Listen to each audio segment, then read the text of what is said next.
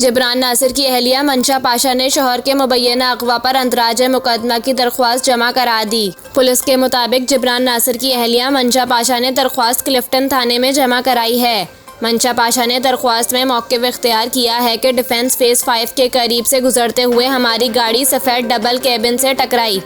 Silver ring की दूसरी गाड़ी ने हमारी गाड़ी के आगे से रास्ता रोका। दरख्वास्त गुजार के मुताबिक दोनों गाड़ियों में तकरीबन 15 मुसल्लह अफराद थे। मेरे शौहर को मुसल्लह अफराद ने ज़बरदस्ती गाड़ी से उतारा और साथ ले गए। दरख्वास्त में मंशा पाशा ने कहा कि पुलिस मेरी दरख्वास्त पर मुकदमा दर्ज नहीं कर रही, जिसके लिए कल अदालत से रुजू करूंगी।